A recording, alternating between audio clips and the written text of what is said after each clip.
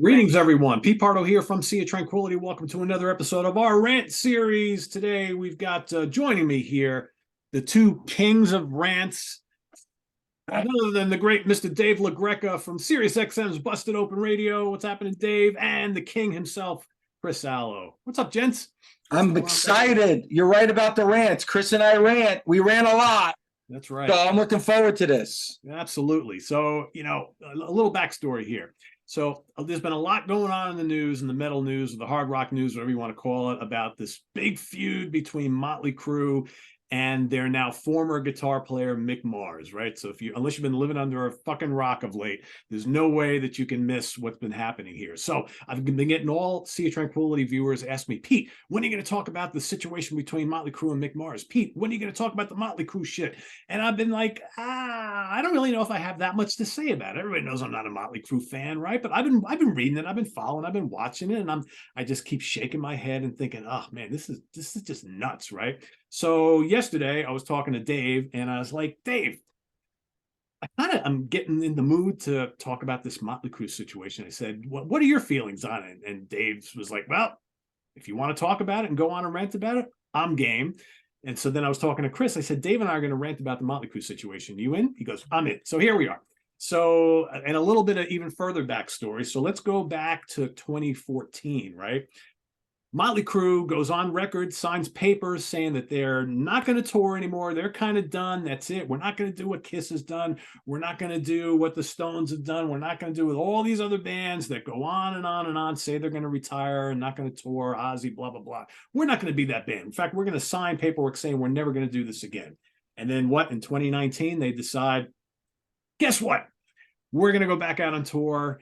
We're seeing all the money that all these bands are making. We're going to go out on with Def Leppard and Poison. We're going to make all sorts of money, right? It's going to be great. Meanwhile, while all this is happening, their longtime founding guitar player, Mick Mars, got some serious medical shit going on, right? So he is probably in his mind, he's thinking, oh, Jesus, I don't know if I want to. I thought I was out of this. Right. I thought I was out of this. They pulled me back in, right? So they start touring, right? And then eventually, and very recently, they decide to, it's probably he wants to retire from the band. And they're like, well, you know what? We're tired of kind of stringing you along. Maybe you should just go and retire and we'll relieve you of your job here. And we're going to bring in John Five, who is a terrific guitar player. No disrespect to Mick Mars, but John Five is a hell of a player, right? Probably the best 100%. Choice they could for this band. So now I'm a huge Planet of the Apes fan, Dave LaGraca. Interesting. Okay. Yes, I interviewed him. He is a huge Planet of the Apes fan. He even did a video. I can't remember the name of the song. They're all in Planet of the Apes makeup. Pretty cool. So now there's a lawsuit, right, between Mick Mars and the band, and he's slagging them, saying that they've been playing like shit and they're using backing tapes, and the guys in the band are saying what's wrong with him. He could barely remember guitar solos and all this stuff, and it's just back and forth, and it's getting really ugly. And I'm thinking, guys, grow the fuck up. I mean, this is just ridiculous. And does anybody really care? I don't know. So, Dave, I'll have you kind of start us off today. Your thoughts on this whole debacle here between these characters? Well, guys, I'm going to go back even a little further than like you said. I'm going to go back to 2011 when they were touring with Kiss. And if you remember, they were doing sheds with Kiss, and Kiss were headlining every night. So obviously the popularity of Motley Crue was waning going back over 10 years ago. And then they announced the farewell tour, and they were selling out some arenas, but some arenas, I know because I was going for Cooper, were half empty. So even on that farewell tour, their people already seemed to have had enough. And if you guys remember, Vince Neil was terrible in those concerts. And I'm not trying to rag on the guy. Anybody that went to see Motley Crue at that time could tell you that Vince Neil was out of shape. His voice was shot. He wasn't even. It would be like, girls, looks that. Like he wasn't even finishing sentences when he was singing. And when they announced the stadium tour, like you said, Pete, right before the lockdown in 2019, because they're going to do that tour summer of 2020. Right. I was like, who's going to go see this? Like they've already announced the farewell tour just a few years ago, and they're awful. I couldn't believe that that stadium tour did as well as it did. I'm still pretty surprised by it. But then even in that farewell, even in that stadium tour, again, all the talk leading into that because of the lockdown. Oh, Vince Neil's getting himself in shape. He's going to voice coaches. He's going to singing coaches. And he sounded even worse in the stadium tour than he did at the farewell tour.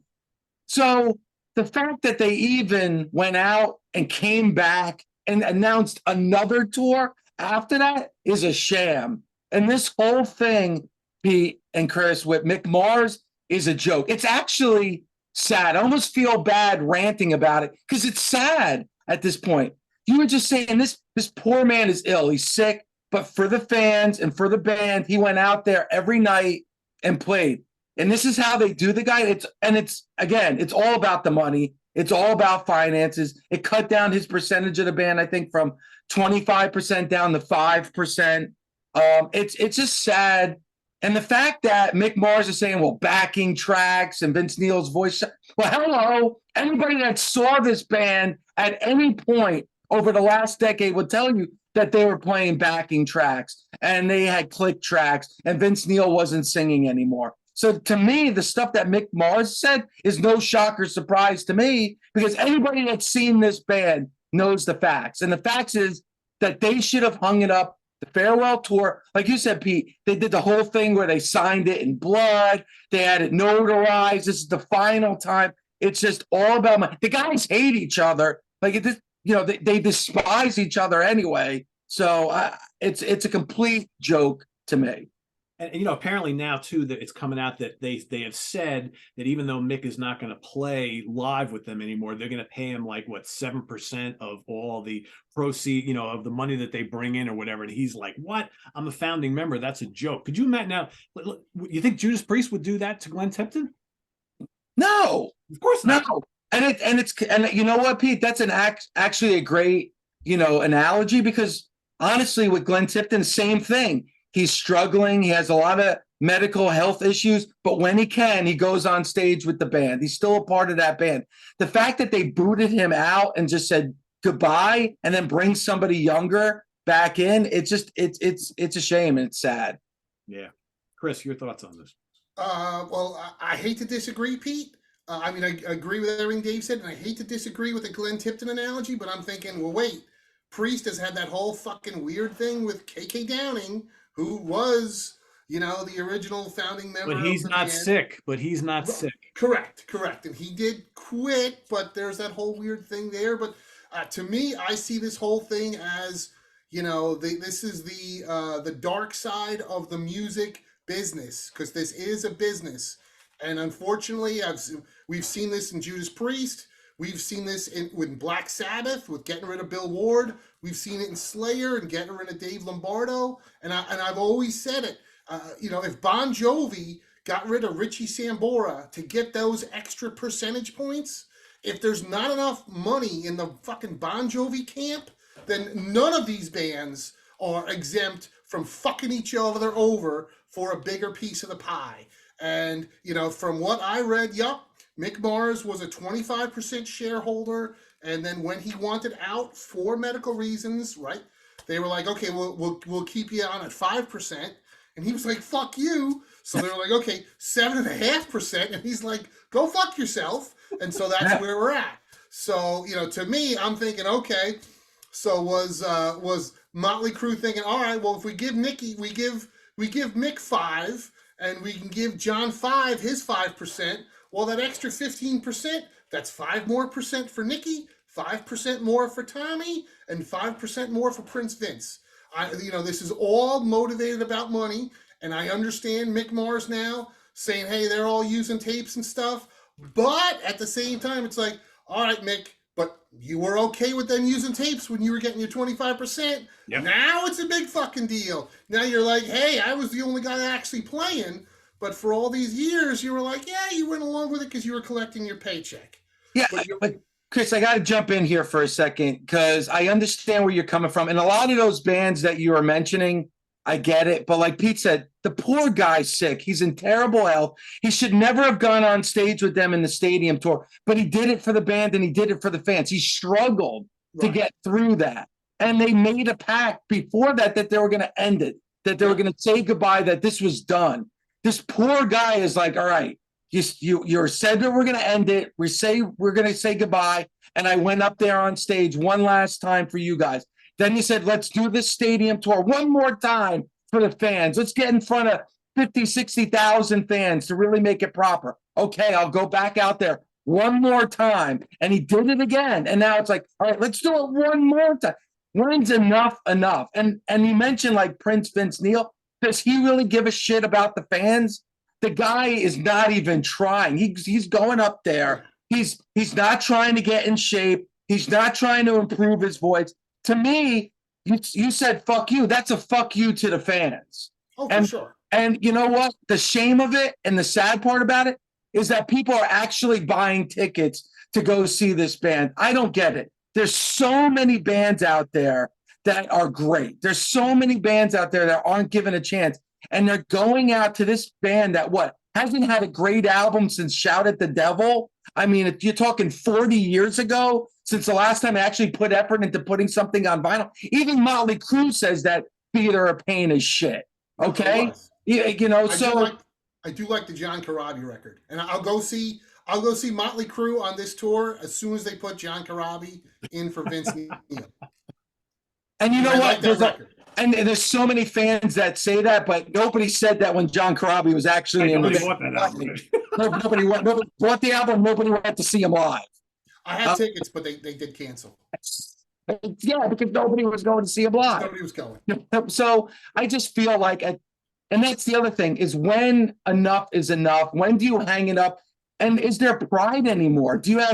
Are you honorable to your fans? Do you want to put on a show for the people that actually love your music and are willing to pay all that money for a ticket? Because to me, Motley Crue at this point doesn't really even care anymore. It's all about collecting a dollar. And the fact that Vince Neil now says, oh, I'm going to vocal coaches and all that kind of stuff. Now you're doing this? Yeah. After all this crap, all of that people have had to endure for all these last bunch of tours? Well, I'm sure too. Part of the problem with Prince Vince is, you know, he does love, it seems, to play, because he does these big Motley Crue shows. But then whenever he's not on the road with Motley Crue, he immediately goes on the road playing clubs and theaters with his club band, and plays these little dive bars where he actually does some Motley Crue and like a shit ton of covers. So I guess he does love playing. But I'm like, dude, if you gave your voice a rest, if you actually are singing at these club shows, maybe you could pull off your big stadium gigs, which apparently are tapes compared, coming from Mick Mars. Who knows what to believe? Who knows? Yeah, who knows? I got to say, John 5 must be wondering, what the hell did I get myself into here? Though I'm sure he's making more money than he's ever made before. But still, it's like, I think in the end, no matter what's going on with all this and the lawsuits and all that kind of stuff, everybody's talking about Motley Crue again, and you know what? They're going to sell more tickets because of it. It's all about the money. Hey, LaGraca, is this Dave LaGraca? Is this a work, or is this? I don't think it's a work. I don't think it's a work, though. That would be clever, but that's giving them way too much credit to come up with that. And again, I don't mean to rag on Motley Crue. I know there's a big fan base for Motley Crue. One of the guys I do the show with, Bully Ray, he's a huge Motley Crue fan. I know he's going to be going to the stadium tour this time around. Cooper's opening up for Motley Crue on this stadium tour. But that's the whole thing. Like at the farewell tour, and Cooper opened up. I watched Cooper, who was doing it, 12, 13 years before Motley Crue even put out their first album, sounded 100 times better. And Alice Cooper's voice sounded 100 times better than Vince Neil. I would be embarrassed if I was Motley Crue going up on stage and trying to follow that. But, it is what it is, because like you guys said, they're going to get 50, 60,000 fans to go out and see them again this time around. So who's the winners and who are the losers, Although it does seem like in the court of public opinion at the moment, since this news story broke, it certainly seems like the majority of people are behind Mick Mars at the moment. So he's getting the sympathy vote right now. Yeah, which Yeah. not surprising.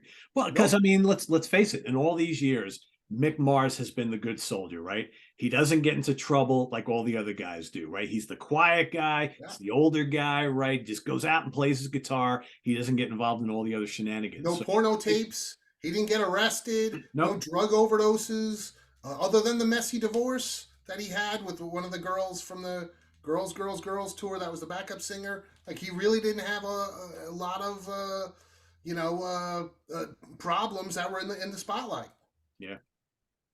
And now look what they have done. Right. You know, and I get it. If they wanted to continue to do it and said, "Hey, Mick, you're sick. You don't want to do this anymore. You're not physically able to," they could have handled this in a much better way than the way that they've handled it. And now Motley Crue's attorney or agent is now saying that Mick Mars is a victim of elder abuse, that the people that are talking to him are saying, now you're taking it to a completely distasteful level right now. Yeah, it's because now that they're trying to portray it as, he's not only he is sick, but now he's an old man, doesn't really know what he's doing. So people are feeding all this information. Now he's going out and saying all these slanderous things. Now it's getting absolutely ridiculous now. Right. Although, to play devil's advocate here, the Motley Crue camp is saying, all right, well, when you were an active member of the band, you get a 25% share. To play devil's advocate, now that he's not going to tour with the band anymore, does he still deserve that 25% share? He's not working, right? He's not working anymore. He's not on the road. He's not working. You guys know it's not the 2 hours on stage. It's the 22 hours of traveling and interviews and everything else. So, right, maybe he does deserve less now than 25%. But to me, it certainly seems like, well, he deserves more than 5%. Yes. So maybe somewhere in there, I don't know what the number is, but maybe he deserves 15%. Yeah. How many other bands, though, are in a similar situation where a longtime member leaves a band, they continue on touring? Are those guys getting any cut at all? Maybe not, right? So the fact that he's getting something, which, 7% might seem like not much, but when you look at all the money that these tours bring in, probably pretty good to just sit at home and deal with your affliction. Although right? I just heard, and I didn't know this, I heard on Sirius XM, I heard Ace Frehley doing an interview with Eddie Trunk. I didn't realize that Ace still owns a piece of Kiss. I had no idea. Wow. So, and KK Downing does still own a piece of Judas Priest. But the thing that's crazy is, I'm 51, and I remember seeing, these bands when I was 15, 16, 17 years old.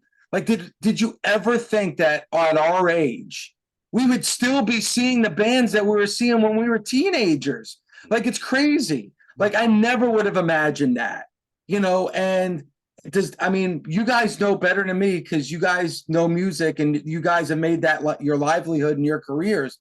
Like, what's the deal?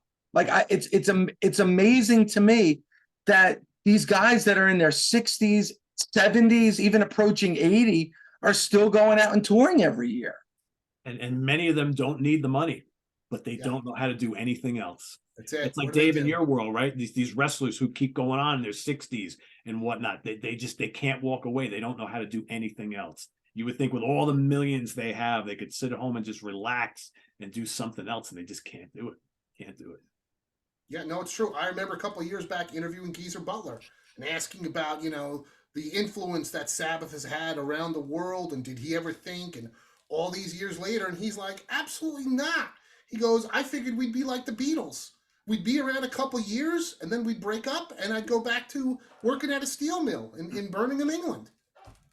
Because that's what they thought back then, and who knew this was going to become an industry that, hasn't died yet. And probably even more improbable is that there's this many fans that are going to go out to see these bands. Like, at this point, like, Ozzy's tried to retire so many times, even going back to the early 90s, he was trying to retire. And Sharon's still carting him out there on the stage and dumping him in the middle of the stage and say, perform. Like, and people are still willing to pay hundreds of dollars for a ticket to see somebody in their 70s or early 80s performing. And listen, I'm that person too. I already have my tickets to see Alice Cooper. He's in his mid-70s, but at least he's still putting in the effort. He's still going out there and he's performing at a high level. And use the Motley Crue as an example, it just doesn't even seem like they're putting in that type of an effort. And when now you're bringing in people that aren't even in that original formation of the band, it's pretty insane. And they're already talking now. Nikki Sixx mentioned the other day maybe to have a smoke screen to get away from the Mick Mars news. But he mentioned, hey, yeah, we're talking to John 5 and we've got some ideas talking about new music. And I'm like, wow, that's, crazy to hear. But, I guess they got to do something. Like Pete said, these guys don't know anything else. They don't know anything else. And John 5 is probably arguably the best musician that was ever in that band. Yes. Right. So yeah. If I were them, would I want to capture some of that lightning in the record? Yeah. I would think so. But the other thing too is, when do you believe that this is going to be it? Like, Kiss is on the end of it's never over. Kiss is on the end of the road tour that started in 2018. And I get there was a lockdown for, 14 months, 15 months, but this tour has gone on forever. Like, do you really believe that this is it for Kiss? I know. Look at the Scorpions, right? Yep. They've all done it. As far as I know, the only bands that I can think of that ever did a farewell tour and didn't go back on their word, and now they never will because they're all dead, is Tom Petty and the Ramones. I can't think of another band, starting with The Who. And so far, Sabbath. So far. On the second farewell tour, but they did the first farewell tour in 1999, and then they came back in 2000, so they waited like 6 months. But yeah, right. Sabbath, Priest, Kiss, Scorpions, Motley Crue, The Who. I mean, there's Rolling Stones, all of them, yeah. All of them. I mean, The Who had their first farewell tour, I remember going to Giant Stadium in 1989 to see their farewell tour. I paid $250. I think that was the comeback tour. That was the second one, because I saw the first one in 81 at Chase Stadium. 1982 was the farewell tour for The Who. Yep. And then I saw Kiss in 2000. I paid $250 back then, 23 years ago, to see what I thought was going to be the farewell tour for Kiss. And here we are 23 years later talking about another farewell tour. Right. Yeah. But in typical Kiss fashion, well, why did we keep going? It was for the fans. Yeah, the fans. Yeah. And we'll take two other people and put somebody else's makeup on as well, just to smoke and mirrors. Like you said, it's smoking. And I love Kiss too. I love Kiss. But you weren't doing well. You weren't selling tickets. You weren't selling out arenas like you used to. You put the farewell tag on it. And then everybody's going to come. Tickets. They're going to sell out. And that's why I brought up Motley Crue, Pete, because think about it. In 2011, they weren't even the headlines on a shed tour. Right. And if I'm not mistaken, Dave, I can't remember if it was the year before that or the year after that, but Motley Crue did the same thing in the following summer on the Ozfest. It was Ozzy was the headliner, and then Motley Crue was underneath them on the 2010 or 11 Ozfest. So, yeah, you're right. It was definitely a step down. They were milking it another couple of years, right? But then you do that farewell tour, bang, you start selling. So that you go from 10,000 seaters to 20 plus with that farewell, right? Yeah. Yep. 100%. And everybody's got, this is going to be the last time I see him. I have to go. I have to go to this. Right? Got to go relive Motley Crue one more time. Oh, they're coming out again. We'll go again, and we'll go again, and we'll go again. And as Dave said, when does it end?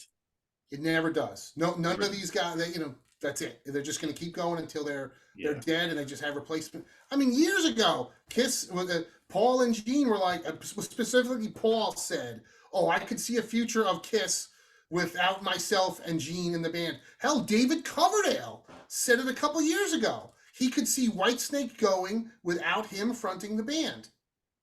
Well, look at Foreigner. Think about this. Perfect example. Is having a farewell tour, and none of the members were original members. Right. So they're actually having a farewell tour of basically a cover band of Foreigner. Look at Leonard Skinner, right? Yeah. They started a farewell tour. They still had Gary Rossington. Then he stopped doing some shows. Now he's passed, and they're still going on fucking tour using Leonard Skinner. And they're like, fuck it, yeah, we're not actually going to do a farewell now. Okay. But we'll still go. Like, we're still gonna go. Yeah. Personally, I'm not going to see Motley Crue, but No. Right. I'm not going to see Crue. I'm not going to see Skinnerd.